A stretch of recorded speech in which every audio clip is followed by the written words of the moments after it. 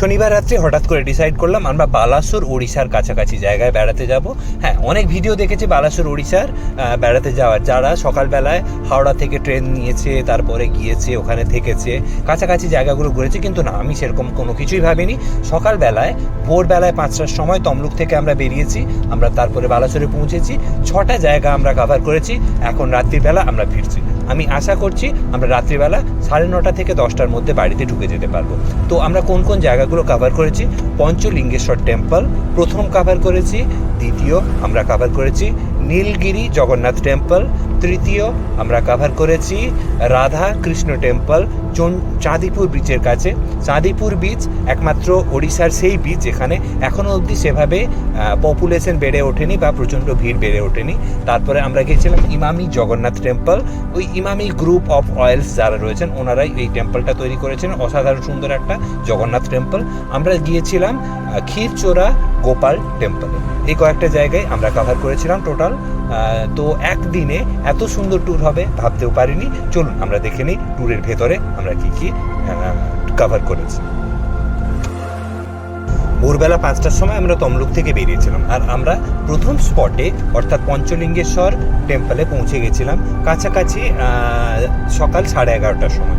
11:30টার সময় পৌঁছেই আমরা পঞ্চলিঙ্গেশ্বরী টেম্পলের দর্শন করেছিলাম। পঞ্চলিঙ্গেশ্বর টেম্পলে যখন যদি দর্শন করতে হয় আমাদের কাছাকাছি 320খানা সিঁড়ি ভাঙতে হয়। তো সিঁড়িগুলো খুব সুন্দর, ছোট্ট ছোট্ট স্টেপ করে উঠতে একটুও কষ্ট হয়নি। সঙ্গে গেছিল আমার ছেলে আর আমার মাও কিন্তু 350খানা সিঁড়ি কাছাকাছি চড়েই ওপরে উঠেছিল, কোনো অসুবিধা হয়নি। দেখুন কত সুন্দর জায়গাটা, একদম সুন্দর, সাজানো গোছানো, তকতকে জায়গা, গোছানো সাজানো। কথিত আছে যখন শ্রীরাম বনবাসে গেছিলেন তখন সীতা এইখানে ভগবানের আরাধনা করতেন। 5খানা ছোট্ট ছোট্ট জ্যোতির্লিঙ্গ। লিঙ্গ কিন্তু চোখে দেখা যায় না, এগুলোকে স্পর্শ করতে হয়, কারণ সবসময়ই ঝর্ণার ধারার মতো জলে ঢাকা থাকে এই জ্যোতির্লিঙ্গগুলো। আমরা খুবই প্রসন্ন হয়েছিলাম, আমাদের মন পজিটিভিটিতে। পরের স্পটটা ছিল নীলগিরি জগন্নাথ টেম্পল। ভেতরে ফটোগ্রাফি করার অনুমতি ছিল না, আর আমরা এমন সময় গেছিলাম যে সময় অ্যাকচুয়ালি বিগ্রহ দর্শন বন্ধ ছিল। 3টে অবধি মোটামুটি ওড়িশার বালাসোরের কাছাকাছি মন্দিরগুলো সবেই বিগ্রহ দর্শন বন্ধ থাকে। তো আমরা বাইরে থেকেই দেখে এসেছিলাম, ভালো লেগেছিল, সত্যিই ভালো লেগেছিল। আর ভালো লেগেছিল রাজবাড়ি, পাশেই রয়েছে নীলগিরি যে রাজার ছিলেন সেই রাজাদের রাজবাড়ি। কথিত আছে ওখানে ভেতরে একটা বিরাট বড় কুণ্ড রয়েছে, এবং সেই কুণ্ডে রাজবাড়ি সকলে তাদের সমস্ত গহনা গাটি বা ওনাদের যে সমস্ত ধন সম্পত্তি ছিল সেগুলো ওনারা লুকায়িত করে রাখতেন।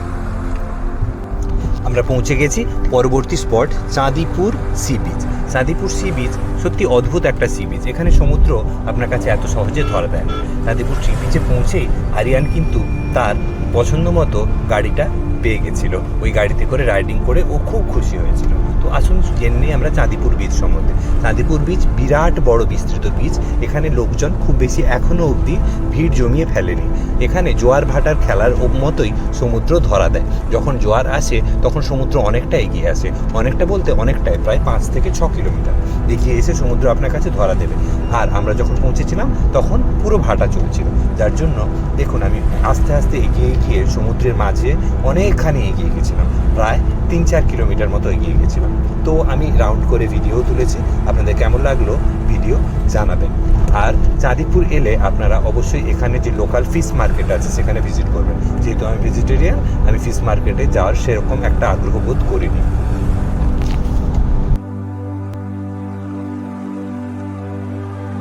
চাঁদিপুরের একদম কাছেই রয়েছে রাধাকৃষ্ণ টেম্পল। রাধাকৃষ্ণ টেম্পলটা আমি মোটামুটি ভিডিও করেছিলাম। দেখুন এত সুন্দর মূর্তি কিন্তু খুব কম মন্দিরে দেখা যায়। রাধাকৃষ্ণ মন্দিরে ছোট্ট ছোট্ট কালো পাথরে তৈরি কি সুন্দর মূর্তিগুলো, আপনাদের দেখেই ভালো লাগবে, আপনাদের মনে সত্যি শ্রদ্ধা ভাব জাগবে। আমি একটাও মূর্তি মিস করিনি, একটা মূর্তির ফটো তুলেছি। দেখুন মূল যে মূর্তি রয়েছে, মূল মূর্তির যে মনোমোহিনী যে সৌন্দর্য আপনার মনে ভক্তিবোধ জাগ্রত করবে। তো এই ভিডিও আপনাদের নিশ্চয়ই ভালো লাগা উচিত। আপনারা যদি কখনো চাঁদিপুর বিচে আসেন তখন অবশ্যই আপনারা এই রাধাকৃষ্ণ মন্দিরে ভিজিট করবেন। রাধাকৃষ্ণ মন্দির খুঁজে পেতে আমাদের কষ্টই হয়েছিল, তবুও আমাদের মন ভরে গেছিল যখন ভিজিট কমপ্লিট করেছিল। তো রাধাকৃষ্ণ মন্দিরের ঠিক পাশেই যে বিরাট বড় ঝিলটা রয়েছে, ওখানে লাল আর সাদা যে মাছগুলো রয়েছে, ওই মাছ রয়েছে, মাছদেরকে মুড়ি খাওয়ানো হয়, ওরা মুড়ি খায়। ওখানেই একটা পেট সেন্টার ছিল, যেখানে মানে পেট অ্যাডোর সেন্টার, মানে ওখানে খরগোশ, ওখানে আপনাদের পাখি, পায়রা পাখি বা আপনাদের ওখানে লাভ বার্ড রয়েছে, বা ওখানে আমি দেখলাম আরও বেশ কিছু পাখি, খরগোশ এসব রয়েছে। এগুলোকে আপনারা আপনাদের পছন্দ মতো ভালোবাসতে পারেন, আদর করতে পারেন, পাতা খাওয়াতে পারেন, আপনাদের মন ভালো হয়ে যাবে। এরপরে আমরা গেছিলাম ক্ষীরচোরা গোপাল টেম্পলে। অসাধারণ সুন্দর মন্দির। মন্দিরের ভেতরে ফটোগ্রাফি নিষিদ্ধ থাকলেও টুক করে লুকিয়ে লুকিয়ে আমি একটা ফটো তুলে নিয়েছিলাম। বাঙালির স্বভাব, কি করব। আর একটা অদ্ভুত জিনিস দেখলাম, ওখানে একটা ফুচকা দোকান দেখেছিলাম, যে ফুচকা দোকানেরও ফার্সি সার্টিফিকেট ছিল, মানে ফুড কোয়ালিটি উনি যে মেনটেন করছেন সেটার একটা সার্টিফিকেট ছিল। আমাদের এই ছোট্ট একদিনের ট্রিপের শেষ পয়েন্ট ছিল Emami Jagannath temple. Emami group of oils যারা রয়েছেন ওনারাই এই টেম্পল তৈরি করেছিলেন। অসাধারণ সুন্দর জগন্নাথ টেম্পল। দেখুন ভেতরে পা ধোয়ার ব্যবস্থাটা প্রথমে কি সুন্দর। আমরা পৌঁছেছিলাম প্রায় সন্ধ্যাবেলা। এত সুন্দর লাইটিং ছিল যে মন্দিরটা পুরো ঝকঝক করছিল, মনে হচ্ছিল স্বর্গের মতো। ভগবানের মূর্তি, আসল যে মূল মূর্তি রয়েছে, দেখে মন ভরে গেছিল। সত্যি এত সুন্দর, এত শান্ত যে কোনো মন্দির হতে পারে আমার কোনো ধারণাই ছিল না। ফটোগ্রাফি নিষিদ্ধ একবারে ভেতরে ছিল, বাইরেও যতটা সম্ভব রেস্ট্রিক্টেড ছিল, কিন্তু ওনারা বাধা দিচ্ছিলেন না। তো আমরা দিনটা শেষ করেছিলাম ভগবানের পায়ে, বাবা ছেলে দুজন একসঙ্গে মিলে বসে। তো কেমন লাগলো পুরো দিনের ট্যুর আপনারা অবশ্যই বলবেন। আমি কিন্তু কোনো ট্রেন বা হোটেলে থাকিনি, ট্রেনে যাইনি, হোটেলে থাকিনি। আমি সকালবেলা গাড়ি নিয়ে বেরিয়েছিলাম, রাত্রিবেলা এখনও আমি গাড়িতেই আছি, বসে বসে ভিডিওটা করলাম। ফেরার সময় সন্দীপা হোটেলে ডিনার করে নিয়ে বাড়িতে ঢুকবো।